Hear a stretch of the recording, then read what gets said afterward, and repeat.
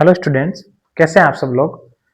आज मैं शुरुआत करने वाला हूं क्लास 10th के अंदर साइंस में जो फिजिक्स पोर्शन है उससे, जिसमें सबसे पहला जो चैप्टर आता है वो है लाइट। ठीक है, 9th क्लास में तुम लोगों ने डिफरेंट फॉर्म्स ऑफ एनर्जी के बारे में पढ़ा होगा। उसी का एक जो फॉर्म है वो है लाइट। तो light is a form of energy. What is the use of this form of energy. तो ये एनर्जी का जो फॉर्म है ये हमारे को किस काम में आता है। It enables us to see the object. ये ऑब्जेक्ट को हमारे को देखने में हेल्प करता है। It enables us to see object. Okay, मतलब तुम लोग मेरे को देख पा रहे हो तो वो उसी में भी कहीं ना कहीं लाइट का रोल है। तुम लोगों को मैं देख पा रहा हूँ, मैं तो नहीं देख पा रहा, लेकिन तुम लोग मेरे को देख पा रहे हो तो वो कहीं ना कहीं उसमें लाइट का इन्वॉल्वमेंट जरूर है। ठीक है, तो light is a form of energy which enables us to see object. वो हमें ऑब्जेक्ट को देखने में हमारी हेल्प करता है। ठीक है, इसके बाद में अगर मैं बात करूं, जो लाइट होती है वो ड्यूअल नेचर की होती है। ड्यूअल मतलब दोहरा नेचर होता है, वेव नेचर और particle nature. Wave nature and particle nature. Okay, ये वेव नेचर पार्टिकल नेचर क्या होता है, इनके बारे में डिटेल में 12th क्लास में बता रखा है। हमारे को सिर्फ ये ध्यान रखना है लाइट क्या होती है, ड्यूअल नेचर की होती है। 10th क्लास में इसका कोई भी क्वेश्चन नहीं आएगा, लेकिन फिर भी थोड़ा बहुत हमें पढ़ लेने में कोई एतराज नहीं होना चाहिए। अब तुम लोग मेरे को देख पा रहे हो, उसका मेन रीजन जो होता है वो होता है रिफ्लेक्शन ऑफ लाइट। उसका जो मेन रीजन होता है वो क्या होता है, रिफ्लेक्शन ऑफ लाइट। ठीक है, तो रिफ्लेक्शन का मीनिंग क्या होता है। जैसे मैंने कोई बॉल ली, मैं बॉल को दीवार पे मारूंगा, जब बॉल जाकर के दीवार को हिट करेगी उसी टाइम पे वापस टकरा करके उसी डायरेक्शन में अगर वापस आ रही है उसको बोलते हैं रिफ्लेक्शन। तो इसी प्रकार से जब लाइट रे क्या होती है, किसी भी पॉली सरफेस से टकरा करके वापस आएगी तो उसको हम बोलते हैं रिफ्लेक्शन। क्या बोलेंगे, रिफ्लेक्शन। जब लाइट रे किसी पॉली सरफेस से टकरा करके वापस उसी मीडियम में, मीडियम चेंज नहीं होना चाहिए रिफ्लेक्शन के लिए, एक ही शर्त है, मीडियम चेंज नहीं होना चाहिए, उसी मीडियम में अगर वापस आ रही है उसको बोलेंगे हम रिफ्लेक्शन। ठीक है, तो ये जो लाइट रे जा रही है, ये हमने जो बनाया है पॉली सरफेस है, इसको बोलते हैं मिरर। ये क्या है, मिरर। ठीक है, जो लाइट रे इंसिडेंट होने के लिए जा रही है, मतलब रिफ्लेक्शन जहां से स्टार्ट होगा तो जो रे जा रही है उसको बोलते हैं इंसिडेंट रे। क्या बोलेंगे, इंसिडेंट रे। जो रिफ्लेक्ट होकर के आई है उसको बोलेंगे हम रिफ्लेक्टेड रे। क्या बोलेंगे, रिफ्लेक्टेड रे। इन दोनों रेज के बीच में इमेजिनरी लाइन है, उस लाइन का नाम होता है नॉर्मल रे। समझ में आ गई यहां तक बात। तुम लोगों को इनको साथ साथ समझते चलना है, और अगर तुम साथ के साथ अपने खुद के नोट्स बनाते रहोगे तो बहुत ही अच्छी बात है। बाकी नोट्स अगर तुम्हारे को चाहिए तो मैं पीडीएफ अटैच कर दूंगा, वहां से भी तुम लोग डाउनलोड कर सकते हो, लेकिन साथ साथ खुद में लिखते चलोगे ना तो बहुत बढ़िया रहेगा। ठीक है, इंसिडेंट रे, जो रे इंसिडेंट करने जा रही है, मतलब इसी के कारण ये रे प्रोड्यूस हुई है, ये समझ लो एक तरह से। अगर ये रे नहीं होती तो ये वाली रे नहीं आती। ठीक है, तो ये इंसिडेंस करने के लिए जा रही है, मतलब घटना हो रही है, तो घटना का मतलब इंसिडेंट, इंसिडेंस हो गया कुछ, तो उससे समझ के याद कर सकते हो। इंसिडेंट रे, उससे टकरा करके जो रे निकल के आ रही है, रिफ्लेक्ट होकर के आ रही है, उसको हम बोलेंगे रिफ्लेक्टेड रे। उन दोनों के बीच में जो रे नॉर्मल रे होती है, मतलब दोनों को डिवाइड करेगी इक्वल पार्ट्स के अंदर, उसको उस रे को बोलेंगे नॉर्मल रे। ओके, अब देखो रिफ्लेक्शन के बारे में अगर थोड़ा सा डिटेल में चले हम, तो यूं कह सकते हैं कि रिफ्लेक्शन दो टाइप का हो सकता है। ठीक है, कितने टाइप का रिफ्लेक्शन हो सकता है, 2 type of reflection may be there. Okay, तो मैं कहूं, और जो रिफ्लेक्शन का जो टाइप है ना वो डिवाइड किया गया है उसकी सरफेस के अकॉर्डिंग। अगर सरफेस स्मूथ है, ठीक है, रिफ्लेक्शन 2 टाइप के हो सकते हैं। फर्स्ट है रेगुलर रिफ्लेक्शन, सेकंड है इरेगुलर, जो तुम लोगों ने शायद 8th में भी पढ़ा होगा, इरेगुलर रिफ्लेक्शन। ठीक है, रेगुलर रिफ्लेक्शन और इरेगुलर रिफ्लेक्शन। ठीक है, रेगुलर रिफ्लेक्शन का मतलब होता है वो रिफ्लेक्शन जो लॉज ऑफ रिफ्लेक्शन को फॉलो करता हो, या फिर यूं समझ लो कि रेगुलर रिफ्लेक्शन कब होगा, जब सरफेस हमारी एकदम स्मूथ सरफेस होगी, तो जब सरफेस स्मूथ रहेगी तो इंसिडेंट रे प्रॉपर जाएगी, रिफ्लेक्टेड रे प्रॉपर आएगी, नॉर्मल रे प्रॉपर उनके बीच में डिवाइड करेगी। तो जब सरफेस स्मूथ रहेगा तो कैसा रिफ्लेक्शन होगा? रेगुलर रिफ्लेक्शन होगा। लेकिन अगर हमारी सरफेस ही टेढ़ी मेढ़ी है, जैसे मान लो ऐसे है, ठीक है, पॉलिश है लेकिन टेढ़ी मेढ़ी सरफेस है, खुरदुरा सरफेस है, वहां पर इरेगुलर सरफेस, ये इधर से रे आई ऐसे भी आ सकती है, ये हमने रे यहाँ पर डाली है, ये इधर निकल के जा सकती है, कुछ भी फिक्स है उसमें नहीं है, मतलब जो लॉज ऑफ रिफ्लेक्शन को फॉलो नहीं करे उसको बोलेंगे हम irregular reflection. It does not follows laws of reflection. Okay, it follows laws of reflection. ठीक है, ये एनसीईआरटी में मेंशन नहीं है लेकिन रिफ्लेक्शन के बारे में है, तो उसको हमने थोड़ा सा डिटेल में पढ़ लिया। ठीक है, क्वेश्चन अगर आ जाए बाय चांस तो रेगुलर रिफ्लेक्शन जो है ना वो सरफेस के कारण होता है, ऐसे नहीं कि लॉज ऑफ रिफ्लेक्शन को फॉलो नहीं कर रहा इसलिए हम उसको, या फिर लॉज ऑफ रिफ्लेक्शन को फॉलो कर रहा है इसलिए हम इसको रेगुलर बोलेंगे, ये फॉलो नहीं कर रहा है इसलिए इसको इरेगुलर बोलेंगे, ऐसा नहीं है।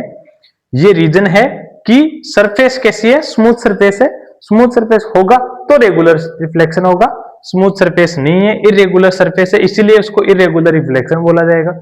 इसका दूसरा नाम डिफ्यूज्ड रिफ्लेक्शन भी हो सकता है। दूसरा नाम क्या हो सकता है इसका? Diffused reflection.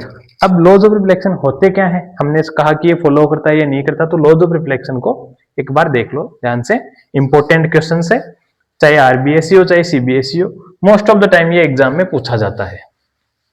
ठीक है भाई, तो लॉज ऑफ रिफ्लेक्शन का मतलब कि रिफ्लेक्शन किन किन चीजों, रिफ्लेक्शन के क्या क्या नियम है, लॉज ऑफ रिफ्लेक्शन। ठीक है, जो फर्स्ट रूल है रिफ्लेक्शन का वो ऐसे कहता है, हमने अभी पढ़ा, ये हमारा पॉलिश सरफेस है, लाइट रे आ रही है, ओके, जो लाइट रे आ रही है हमेशा रे के साथ में एरो दिखाना ही जरूर है कि ये इधर आ रही है या फिर यहां से जा रही है, तो ये इधर बाहर से इस तरफ इंडिकेट कर रहा है, इसका मतलब ये इधर आ रही है, और ये यहां से रिफ्लेक्ट होकर के जा रही है, तो ये एरो का मतलब हो गया दूर जा रही है। ओके, तो ये इंसिडेंट रे है, क्या नाम है इसका? Incident ray. ये रिफ्लेक्ट होकर के जा रही है इसलिए इसका नाम है रिफ्लेक्टेड रे। ओके, इन दोनों के बीच में एक रे और बताई थी मैंने जिसका नाम क्या था? नॉर्मल रे। ओके, फर्स्ट रूल यही बात बोलता है कि, मैं शॉर्ट में लिख रहा हूं यहां पर, incident ray, normal ray and reflected ray all lie in same plane, तीनों एक ही प्लेन पे लाई करेगी। इंसिडेंट रे भी है, रिफ्लेक्टेड रे भी है, नॉर्मल भी है, तीनों एक ही जगह पे लाई करेगी जिस टाइम पे इंसिडेंस हो रहा है। रूल ऐसा ही कहता है, incident ray, normal ray, reflected ray all lie in same plane at the time of incidence. Incidence यहां पर हो रहा है, इस टाइम पे तीनों रे एक ही जगह पे लाई करेगी। ठीक है, इस पॉइंट को हम नाम दे सकते हैं point of incidence, point of incidence. Okay, second rule, second rule ऐसा कहता है कि इंसिडेंट रे का नॉर्मल रे के साथ में जो एंगल है उसको एंगल आई बोलेंगे, और रिफ्लेक्टेड रे का नॉर्मल के साथ में जो एंगल है उसको एंगल आर बोलेंगे। Is always same, is always constant या सेम, इज ऑलवेज इक्वल, तो angle i is always equal to angle r, इसको हम शॉर्ट में से भी लिख सकते हैं, angle of incidence is always equal to angle of reflection. आगे बात समझ में? ये जो मैंने मिरर लिया है यहां पर, इसको हम बोलते हैं प्लेन मिरर। रिफ्लेक्शन को ढंग से समझने के लिए, बेटर अंडरस्टैंड करने के लिए हमारे पास सरफेस होनी चाहिए स्मूथ सरफेस। ठीक है, स्मूथ सरफेस का मतलब है कि वो सरफेस जो टेढ़ी मेढ़ी ना रहे, और सबसे बेस्ट माना जाता है उसके अंदर किसको? मिरर को। ठीक है, तो हम सबसे पहले रिफ्लेक्शन को और बढ़िया ढंग से समझने के लिए पढ़ेंगे सबसे पहले मिरर। ठीक है,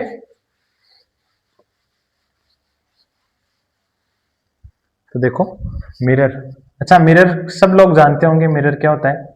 कोई भी पॉली सरफेस जिसमें से लाइट रे रिफ्लेक्ट हो जाए, उसमें हमारी इमेज दिख रही हो, उसको बोलेंगे हम मिरर। ठीक है, अब तुम लोगों के घर में अगर टाइल दिख रही है, मान लो टाइल में तुम्हारी शक्ल दिख रही है, तो पॉलिश है इसलिए रिफ्लेक्शन हो रहा है, इमेज फॉर्म हो जाएगा।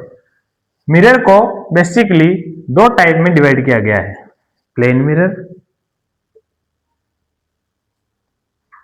And spherical mirror. Plane mirror means एकदम प्लेन समतल, जैसे तुम्हारा ये बोर्ड है, इसको क्या बोल सकते हैं हम, प्लेन है।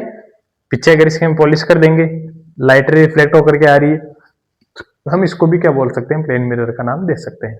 वैसे ही ये प्लेन मिरर, पीछे पॉलिश है, ये हमारा प्लेन मिरर हो गया। स्पेरिकल मिरर वो मिरर है जिनकी शेप कैसी है, स्पेयर की जैसी है। बॉल देखी तुम लोगों ने, क्रिकेट वाली बॉल देखी है, हमारी जो अर्थ है वो भी स्पेरिकल शेप में ही है। ठीक है, तो स्पेयर से अगर हमने काट करके मिरर को बना रखा है, उसको हम क्या बोलेंगे, स्पेरिकल मिरर। इनके बारे में बाद में डिस्कस करेंगे, स्पेरिकल मिरर के बारे में। सबसे पहले हम क्या करेंगे, प्लेन मिरर के बारे में थोड़ा ध्यान से डिटेल से पढ़ेंगे। एग्जाम के अंदर जब क्वेश्चन पूछता है तो प्लेन मिरर के अंदर से क्वेश्चन पूछे जा सकते हैं कि प्लेन मिरर के अंदर क्या क्या प्रॉपर्टीज होती है, कैसे कैसे इमेज बन सकती है, उसकी इमेज के बारे में बताओ। तो उसमें 3-4 पॉइंट आते हैं, तो वहां से भी क्वेश्चंस पूछा जा सकता है।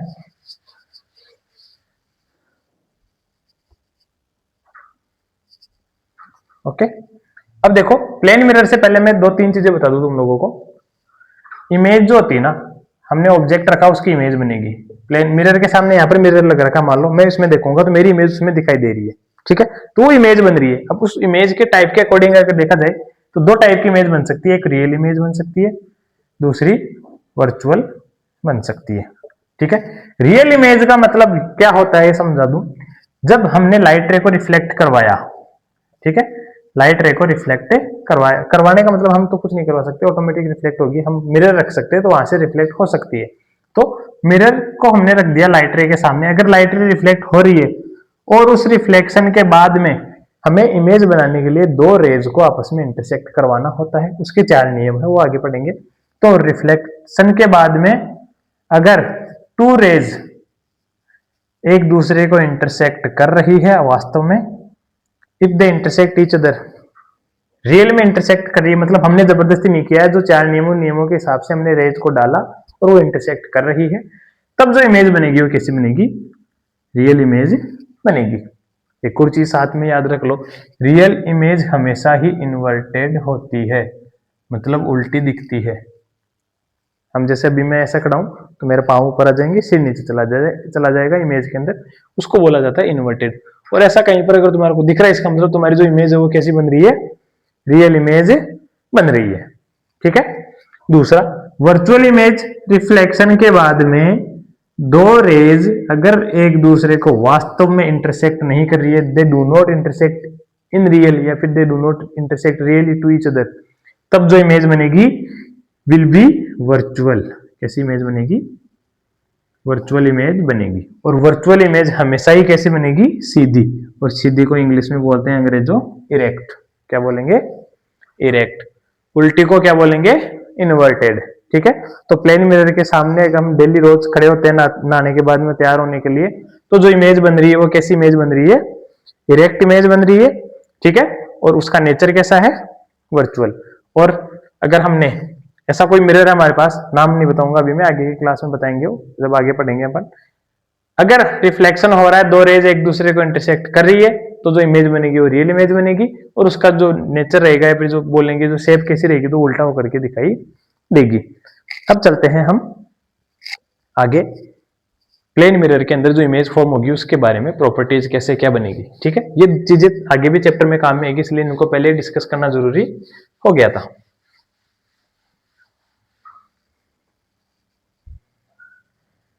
प्रॉपर्टीज कह दो, स्पेसिफिकेशन कह दो। ठीक है,